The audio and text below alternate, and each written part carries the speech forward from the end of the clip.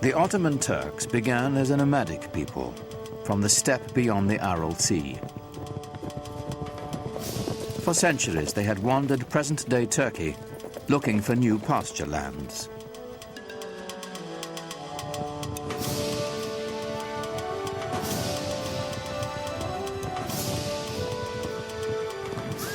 Muslim sultans had enlisted them as mercenaries to fight off the Mongol hordes.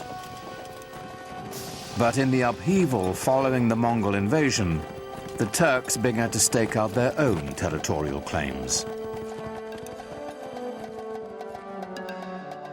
From their ranks emerged a warlord of legendary ambition. His name was Osman Bey. It's said that Osman had a miraculous dream of a magical tree whose many branches foretold his siring a powerful lineage. One wonders how much of it is truth, how much of it is legend. It makes a lovely story. And miracles are always more easy to digest than reality. I don't think he realized that he was setting up such a fantastic dynasty, a dynasty that was to rule the crucial link between three continents. The followers of Osman became known as Ottomans. They considered themselves warriors for the faith, or Ghazis, whose destiny was to bring Islam to the world.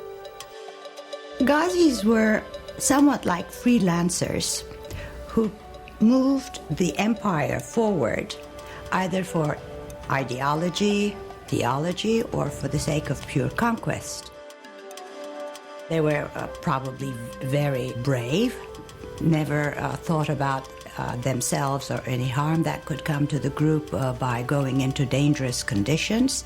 But it made the Ottoman Empire almost fearless, going into regions that nobody had been there before. For the early Ottomans, the direction of expansion would always be to the west, for good reason. They could not expand to the east or to the south because those were controlled by their brothers, the Turkoman emirs, the Muslims, and a Muslim should not be fighting against a Muslim, so they said at the time.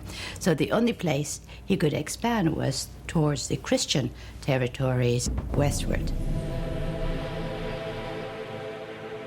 Osman's warriors moved to the north and west across the Anatolian plateau, into territory controlled by the traditional Christian power in the area, the aging Byzantine Empire.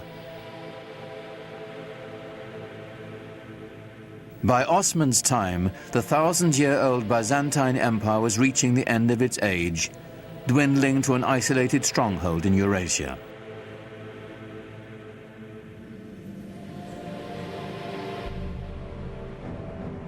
The Crusaders had already wreaked havoc across the region on their way to Jerusalem, sacking the capital city and helping to reduce the once proud Byzantine Empire to a few small warring states.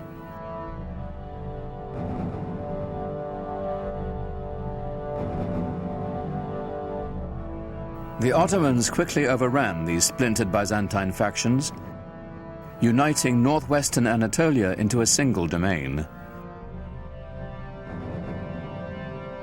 In 1326, the Ottomans took the powerful Byzantine city of Bursa, a victory that would change the character of the Ottoman Turks forever.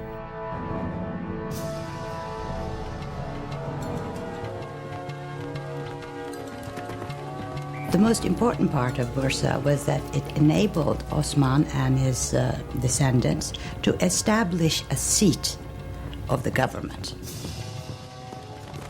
The restless nomads of the steppe would settle down to build an empire. What we're witnessing is this huge demographic event.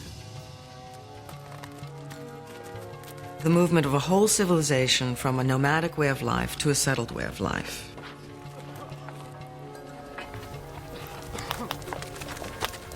Now, when the Ottomans took Bursa and set it up as their capital, they were very concerned to establish themselves as the rightful standard bearers of Muslim civilization. Civilization meant organization, and the Ottomans set out to manage the vast regions they now controlled. Leaving the Byzantine clerks in place, they began to organize the new empire. First and foremost, taxation and record-keeping. The word bureaucracy has since lost its noble connotations. Yet this was a great innovation, as ambitious as any triumph in battle. The Ottomans are known for including and synthesizing the cultural elements through the lands that they passed. They are known for creating structures by which the peoples who lived there before could carry on their lives and their beliefs in the way that they chose. In fact, the Ottomans had fewer conflicts with their Christian subjects than those of their own faith. Muslim adversaries intent on challenging Ottoman rule. One of the bureaucratic, or let us say management problems facing the Ottomans was that there were still rival Muslim sort of proto-kingdoms around them. I mean, they were conquered by the Ottomans, but they had old grudges to bear. And they had certain claims to dynastic glory of their own. And they were constantly worried about these old Muslim families rising up and creating a rebellion. And so the story goes that they felt it would be imprudent to have the army made up of these sorts of people.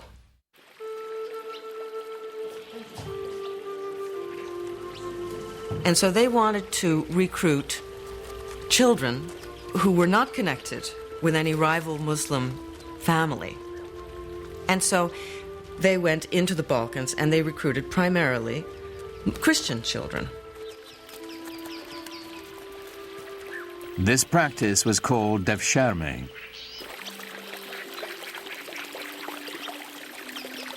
The young boys were technically slaves of the Sultan, but they weren't treated like slaves. First, they were brought into the Muslim faith, taught rituals of washing and prayer, and the Arabic and Ottoman languages. This served a political as well as a religious purpose.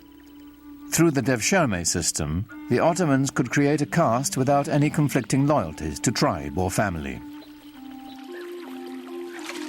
The children had such great future that a lot of the times Turks or even Muslims pretended that their children were Christian-born and would register them with the devshirme officials. The system was so beautiful in that they only had one allegiance, to the Sultan.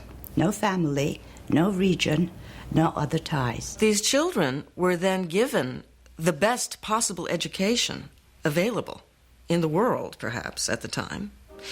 And they were then able to move into the highest positions of power in the empire. Those who were brainy went to the palace schools and graduated into different levels of viziers and governors. They even became grand viziers. Those who were brawny went to the Janissary Corps.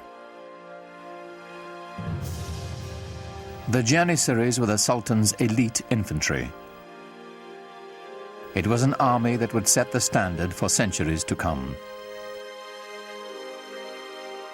They were the strongest, trained as military machines, no fear of dying, totally fearless, and their only love was to serve the Sultan.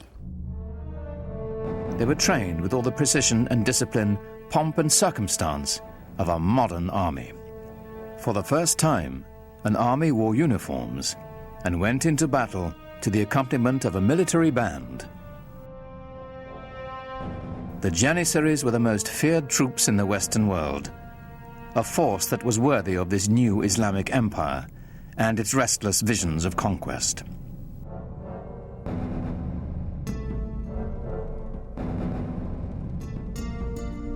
By the middle of the 15th century, the Ottoman Empire spread from present-day Turkey known as Anatolia, deep into the Balkans, with one critical exception.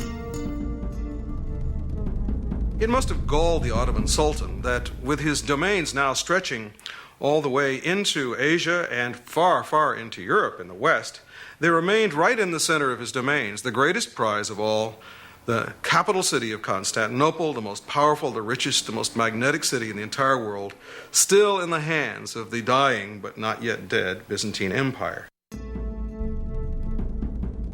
To the Ottomans, Constantinople's strategic and economic importance was considerable.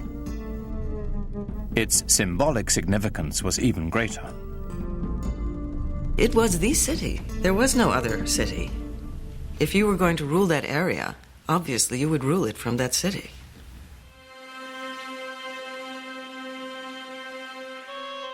It's said that the goal of laying claim to Constantinople was decreed by Muhammad himself. Every Ottoman ruler since Osman had wanted to seize the city, but it had always remained firmly in Christian hands.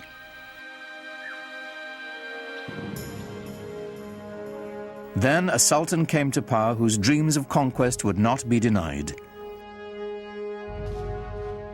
History would honor him as Mehmet, the conqueror. When he assumed the sultanate, he was only 12 years old, but he was already well versed in Ottoman politics. To remove any threat of competition for power, he had his half-brother strangled. The empire always meant everything, more so than the family. In order to stop the empire from splitting, as had happened to other Turkish dynasties ruling the Islamic world, when a young man became sultan upon the death of his father, all the other brothers had to be eliminated. This prevented segmentation of the empire. It may have been cruel, but it worked for the Ottomans. When on the death of his father he finally then took over, it meant an enormous change in the policy and direction of the Ottoman Empire, in the direction of a much greater energy. Mehmet immediately set his sights on the one prize as grand as his ambitions. Mehmet had to conquer Constantinople. There was no other choice. Constantinople was sitting like a perfect gem or a perfect fruit waiting to be picked. By the middle of the 15th century, the city was a shadow of its former self. The population had plummeted from 400,000 to a mere 50,000. But a besieging army would still be at a tremendous disadvantage. Constantinople was surrounded on three sides by water and massively fortified. It was encircled by a triple ring of walls nearly 100 feet high and 30 feet thick. And they had already stood for 1,000 years. But Mehmet had an answer for these walls. And part of the military superiority of the Ottomans came from their sophisticated and diverse use of the possibilities of gunpowder. The siege of Constantinople in 1453 under Mehmed the Conqueror saw the first dramatic application of this in the form of huge cannons that had not been seen before, which Mehmed had specially commissioned for the occasion. Earlier cannons had been assembled with strips of forged metal bound with hoops. They fired stone projectiles with little more power than a catapult.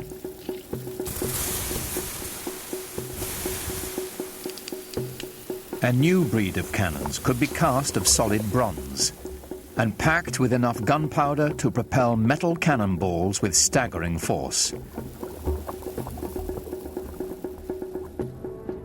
But Mehmet was not staking his hopes on cannon alone.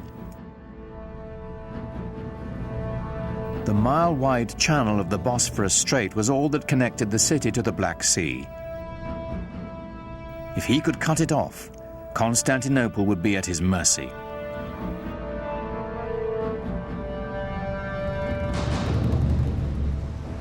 Mehmet needed to construct a strategically positioned fortress to close the strait.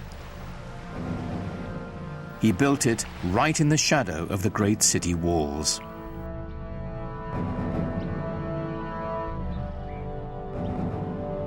It took less than 4 months to build a massive 7-towered citadel called Rumeli Hisar.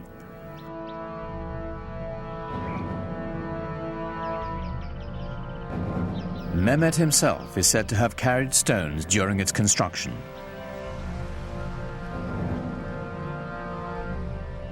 No sooner was it completed than he tightened his noose around the neck of the Bosphorus.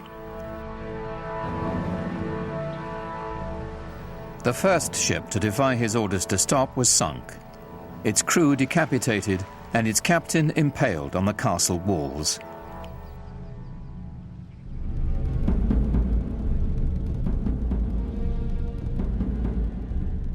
To stop Mehmet's ships from approaching, the Byzantines strung a massive chain across the strait. On April 22nd, 1453, the besieged city watched in horror as Mehmet's troops hoisted 70 of his ships ashore, sliding them over land on greased planks past the barrier chain.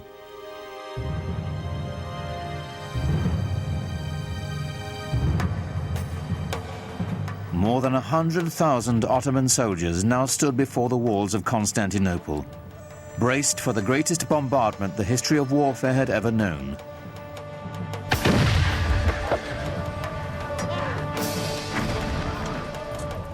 Under relentless fire, the city's 7,000 Christian defenders held out for nearly a month. In desperation, the Byzantines who occupied the city appealed to their fellow Christians across the continent for help. But of course, Europe in the 15th century was completely incapable of mounting any kind of a concerted opposition to the rising Turkish threat in the east.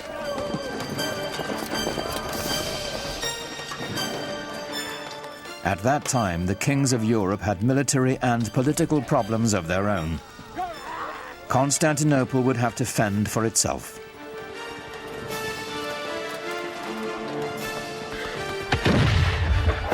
Shortly before dawn on May 29, 1453, the Turkish army breached the walls of the city. Within hours, Constantinople was in the hands of the Ottomans. Mehmet rode into the city and went straight to its most celebrated prize, the magnificent church of Hagia Sophia. Built by the Emperor Justinian in the 6th century, its name meant the Church of Holy Wisdom. It was the largest enclosed space in the world. Surely other groups of Muslims and the Ottomans themselves had come across many, many churches. They had seen churches before. But they had never seen anything, nobody had ever seen anything like Hagia Sophia.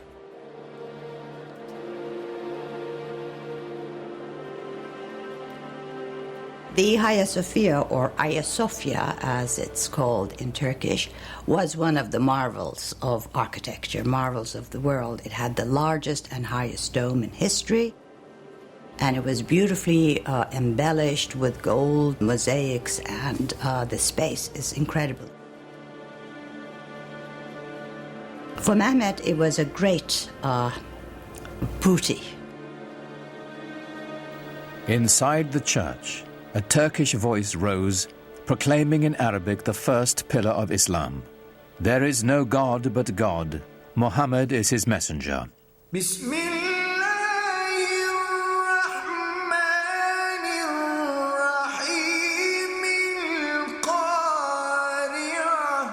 The single greatest church in Christendom was now a mosque.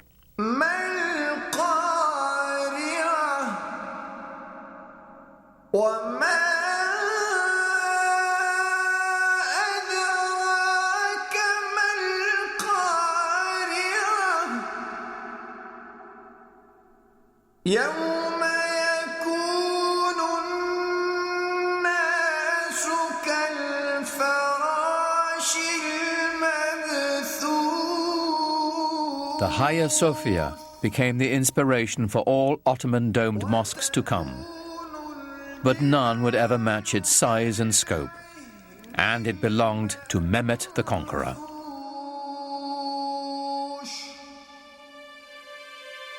News of his triumph sent shockwaves around the world. For Europeans, it was a concomitant disaster. Constantinople was, after all, the new Rome. It was Constantine's capital city. It was the symbol of Christian dominance in the East.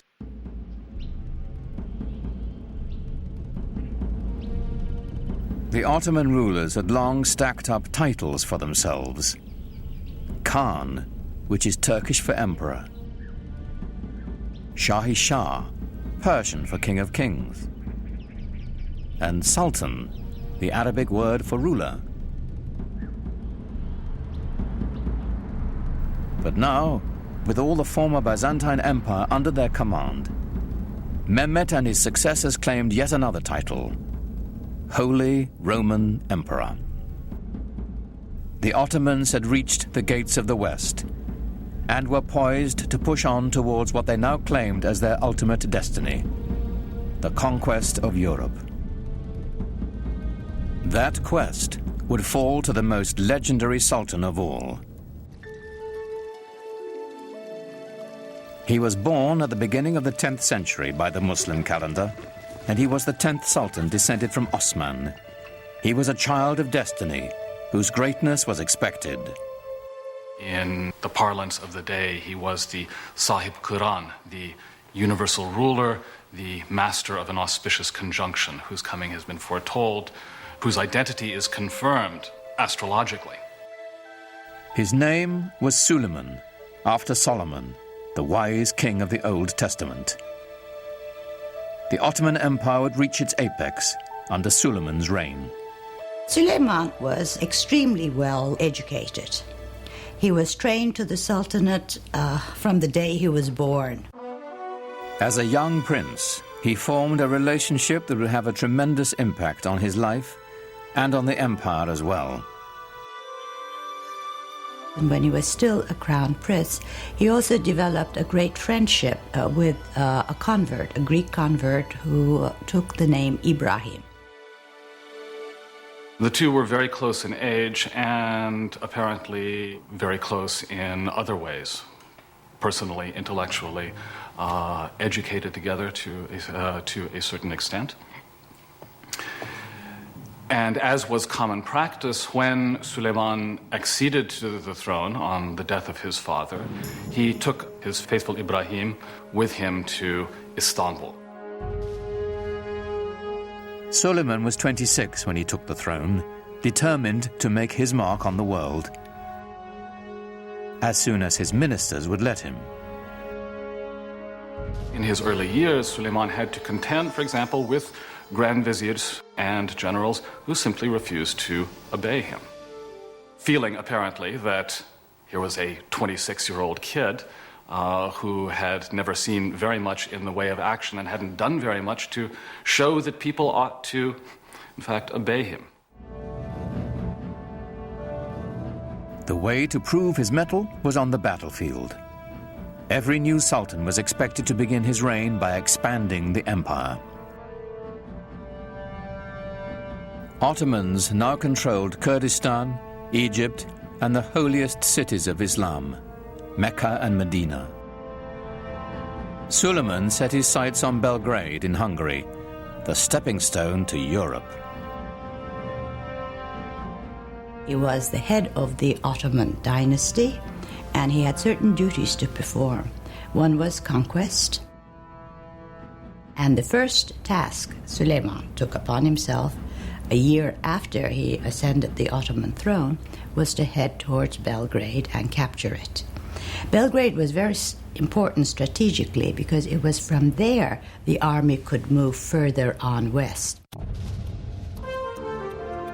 A year later, he turned his ambitions on the island of Rhodes. The tiny island was a troublesome outpost of Christianity in an otherwise Ottoman sea. It was also a haven for pirates, preying on Muslim trade ships.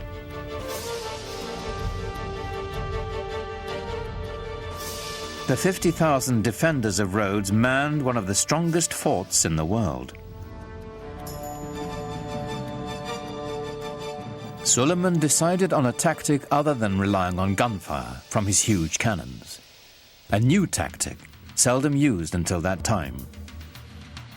The Ottomans are the first major force to actually develop new ways of harnessing gunpowder to the cause of military expansion in creative ways.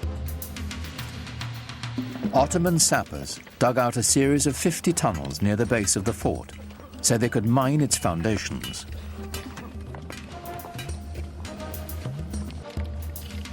Performing this dangerous work were expendable Christian conscripts from the Balkans.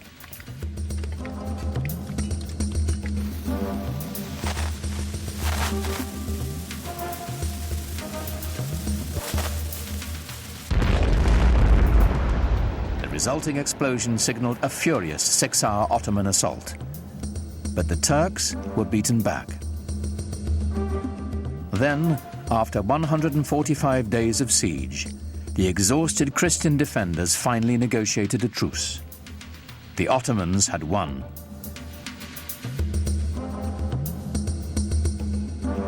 Victory did more than deliver Rhodes to the empire. Suleiman was now a sultan to be taken seriously. His march of conquest had begun.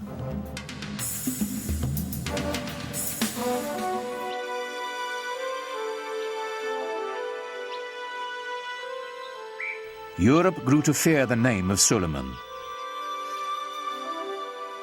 But within his own borders, he had another reputation. Islamic history remembers him as Kunan, the lawgiver. Ottomans were really bureaucrats in full sense of the word. They kept every single record, and in order to control the different peoples who participated in the world of the Ottomans, they had to have very carefully sorted out legal systems. Under Suleiman, a single legal system was defined for the sprawling empire. His laws would later become the basis of constitutions for several other nations. Well, Suleiman was the supreme monarch of the area. He was the center of the world.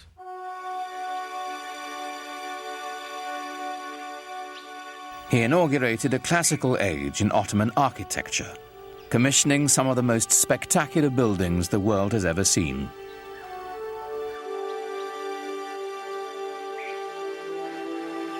Suleiman was in a unique position of wealth and of consolidation, and he focused his attention on developing monumental architecture to commemorate his great dynasty and himself. Great religious architecture can really give people a sense of what is at the heart of the faith. Grandeur and majesty are the things that come to mind when Muslims think about God. A building that is grand and majestic can immediately remind people of the glory of God. Suleiman's chief architect, Sinon, was a man whose vision perfectly complemented the empire builder. Sinon perfected the signature structure of Islam, the domed mosque. His career spanned half a century and produced well over 300 buildings,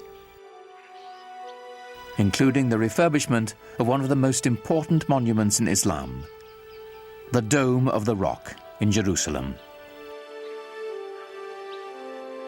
But for the Sultan, of course, he built his masterpiece, the Suleymaniye Mosque in Istanbul. It is truly befitting Sinan, who's called the Great Master.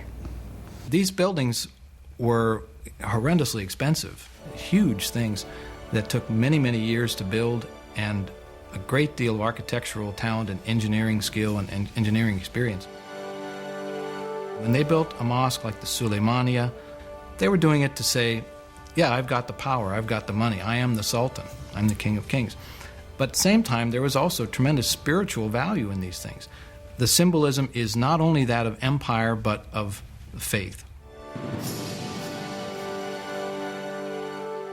In the spirit of Muhammad's teaching, the Great Mosque was a center of social services, complete with a hospital, school, and library. At its inauguration, it's said Suleiman gazed at it with awe and exclaimed, "O Solomon, I have surpassed thee."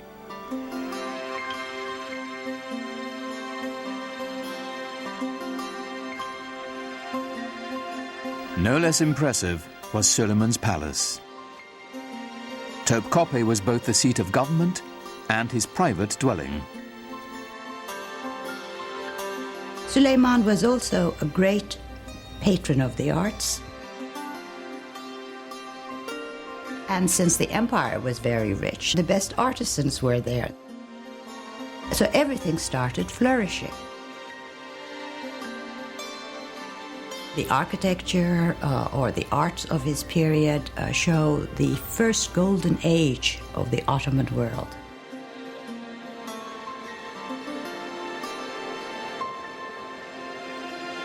Everything that came out of his palace is exquisite. Suleiman himself was a goldsmith. Ottomans believed that every sultan had to have a tangible trade. Being a sultan was not considered a practical or a tangible trade. And he was a very demanding patron, insisted on checking the work, even commissioned few things. And I think each artisan group or each corps working for the palace tried to outdo one another to please the sultan, because to please him had wonderful rewards.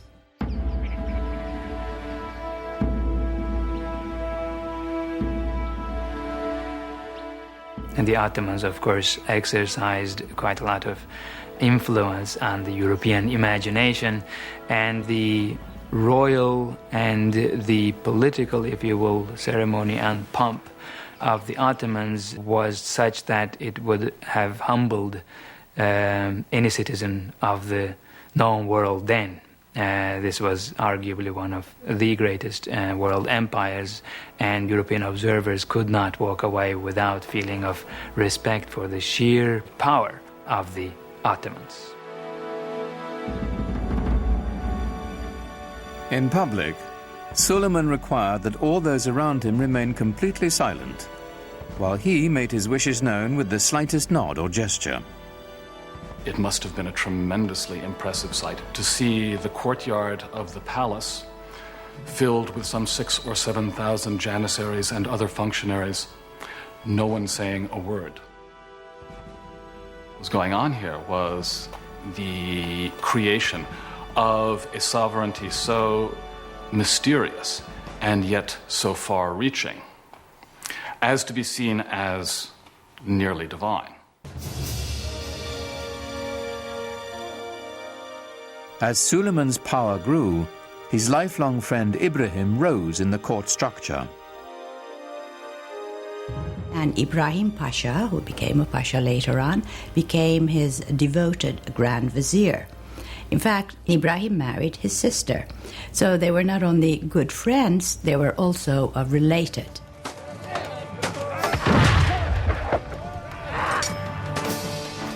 Ibrahim campaigned with his own army, growing in influence and ambition, till his power was second only to Suleiman's.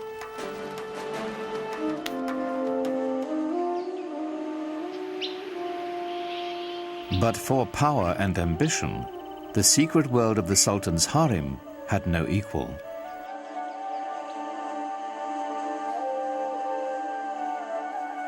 Contrary to the Western stereotype, it was not the Sultan's playpen, but lay at the center of dynastic power.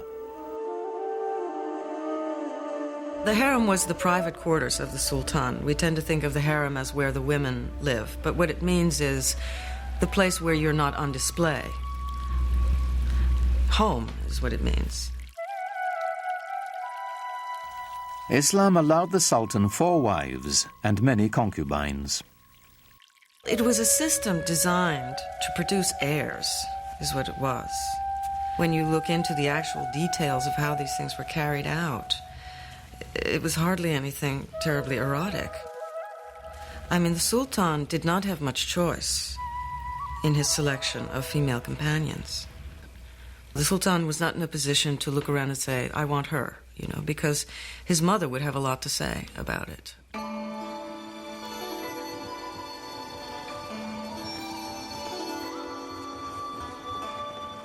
With his first wife, Suleiman had a son and heir, Mustafa. But while he was in his mid-30s, the Sultan fell deeply in love with a Slavic slave girl named Harem. In the West, we know her by a different name, Roxolana. Roxolana would bear him a rival heir and become Suleiman's most trusted confidant.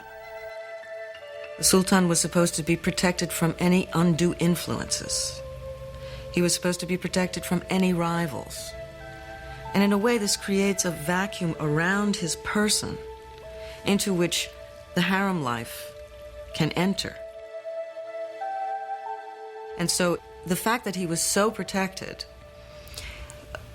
works in a funny way to expose him to the influence of his female companions with whom he spent so much time. And there were tremendously intelligent and ambitious women around him, Roxolana being the most famous of all. Suleiman is a complex character, a man that we know from his own life was capable of the tenderest emotions, both toward his male friends and especially toward the great love of his life, his wife Hürrem Sultan, and toward his family as well. He had a number of extremely talented sons on whom he lavished a great deal of affection. Suleiman groomed his firstborn son Mustafa for power. In the Ottoman tradition, the young prince entered the military and quickly won recognition as a talented general. Mustafa was clearly the heir apparent. For Suleiman, the future of his empire seemed limitless. I am God's slave and sultan of this world, Suleiman would carve on a conquered fortress. I am Suleiman, in whose name the Friday sermon is read in Mecca and Medina. In Baghdad, I am the Shah. In the Byzantine realms, I am the Caesar. And in Egypt, the Sultan. He, of course, at the height of his powers, clearly saw himself as dwarfing all his rivals, perhaps rightly so. One of Suleiman's greatest rivals was to the east, the empire of the Persian Safavids. This was a Muslim enemy whose rival creed made them fierce antagonists of the Ottomans for centuries. The Safavids were also Turkic in their ethnic origins, and indeed spoke Turkish as a language of daily life. But they were moving into the Muslim world, unlike the Ottomans who were moving into the West. So for the Ottoman Empire, they formed sort of the boundaries, the easternmost boundaries of the Ottoman realm.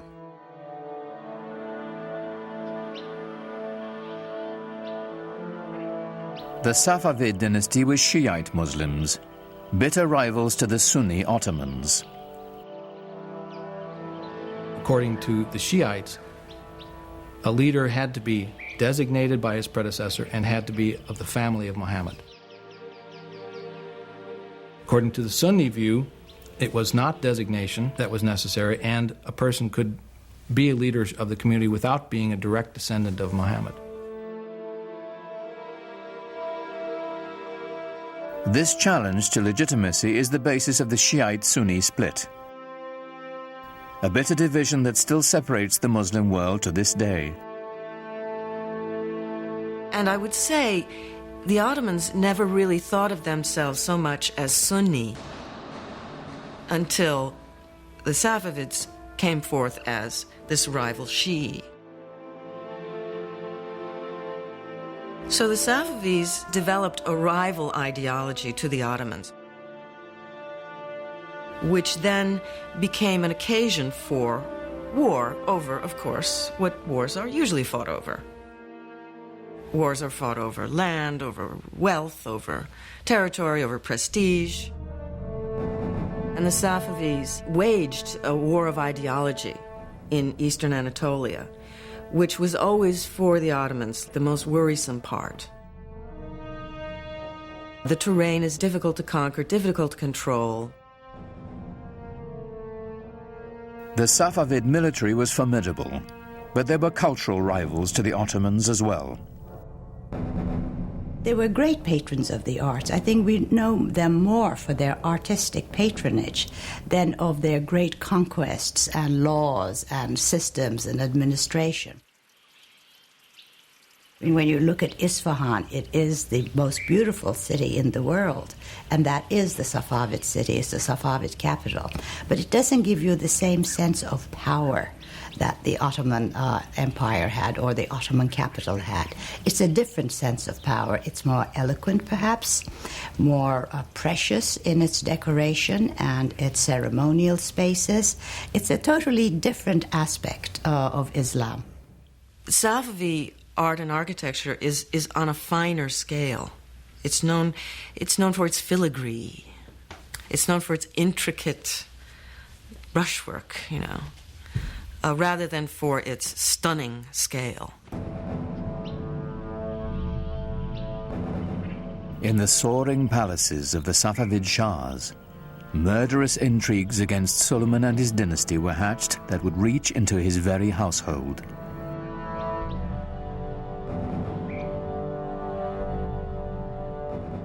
But Suleiman's eyes were on the west, where a fragmented and vulnerable Europe awaited his conquest.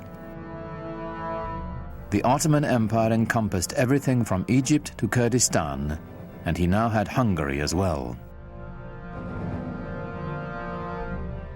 But he had ambitions of going beyond that and actually bringing the larger portions of the world known to him, if not all of it, under his control. Suleiman's next step would be Vienna. Its conquest would drive a dagger into the heart of the European Habsburg Empire and open the way to the west. But as the heavily armed Ottomans set out for Vienna, the weather turned against them. The heavy cannon that had swept the Ottomans to victory after victory bogged down in the mud.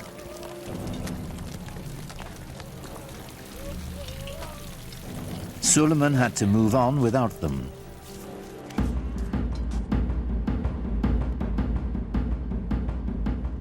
With only light artillery, the Ottomans relentlessly shelled the city. But the smallest breach was ferociously defended. After a lengthy siege, with winter fast approaching, Suleiman withdrew his forces. He was not concerned. He was sure he would return soon enough. He never did. Suleiman's failure to take Vienna was pivotal for Europe. It was the first major defeat after a long time. The Europeans had been losing and losing and losing. And this was the dawn of a new day for Europe. But Suleiman had little to fear from Europe. Rival Muslim Safavids and his own family would bring the cruelest of sorrows to the Sultan, and ultimately to his empire as well. Suleiman, in some ways, serves as a sort of epitome of the 16th century idea of the wise and just ruler who was at the same time a very tragic figure.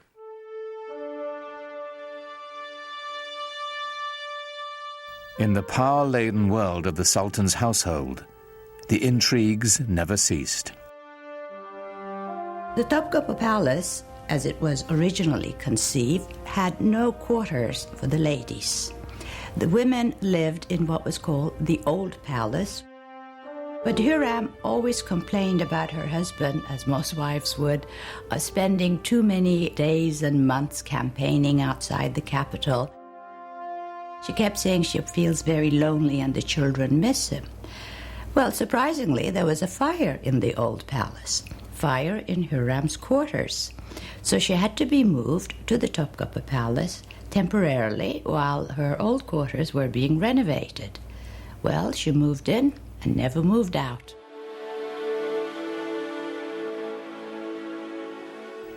Now Hürrem was at the center of power, promoting her own son as heir apparent and immersing herself in a web of deadly gossip and suspicion.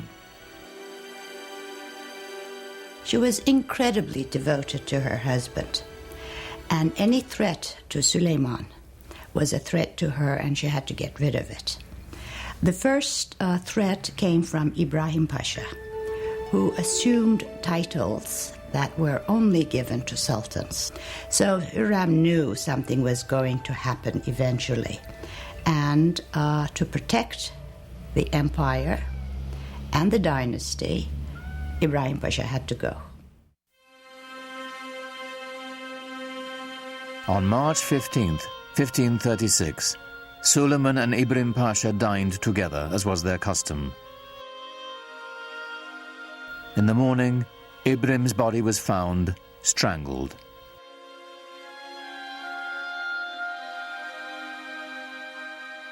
But Suleiman's desolation and loss had only begun.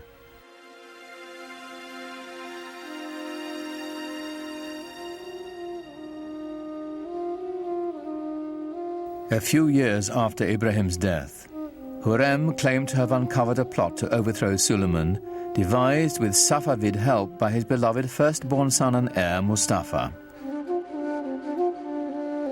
This is a continuous problem in Ottoman history, sons trying to eventually replace their father.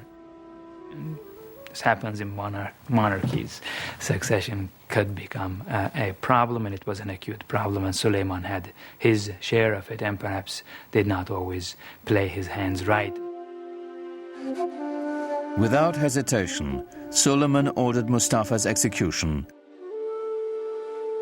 then sat by the young man's body for days, refusing to allow anyone to touch him. The best hope for the empire's future was dead.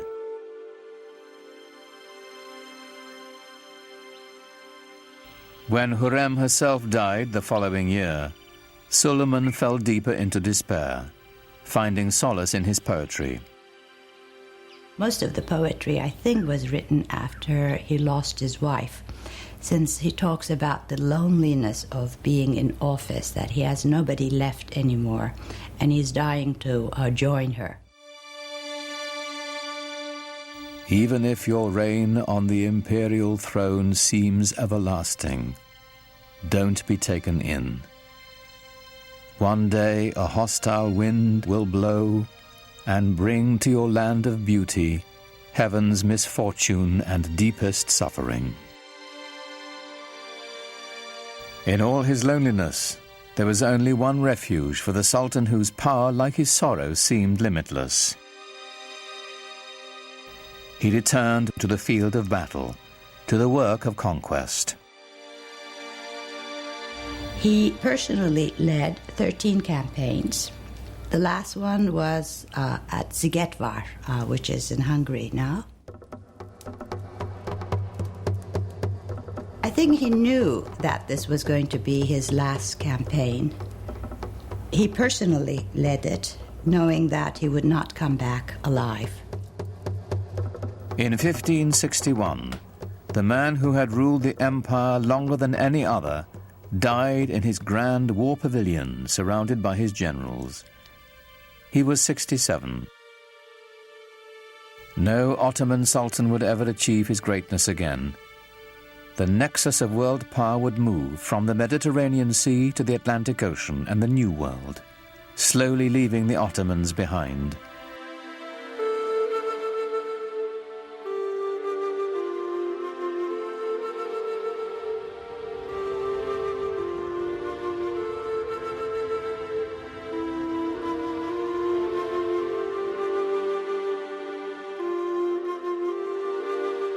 In Istanbul today, the Sufi dervishes still turn with the same prayerful pirouettes they danced in Suleiman's day. It is a meditation in motion, whose mystic origins go back even further, to the time of the Prophet Muhammed.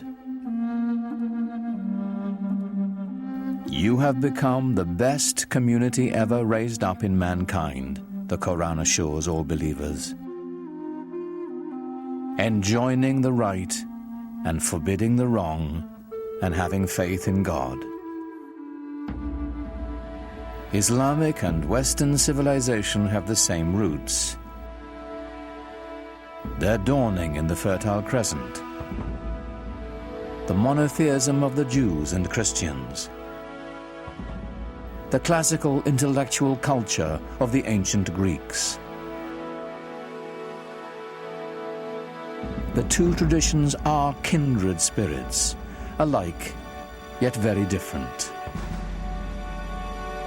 Islam's legacy is intertwined with the West's, and to the billions of Muslims who make it the second largest religion in the world, it is a living legacy.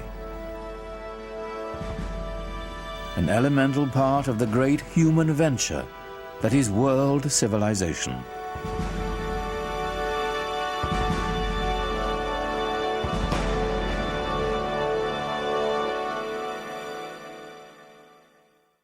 Islam Empire of Faith continues at PBS Online. Click through our interactive timeline to learn more about the history and culture of Islam, or take a virtual tour of the Dome of the Rock and other extraordinary sights. It's all online at pbs.org or America Online, keyword PBS.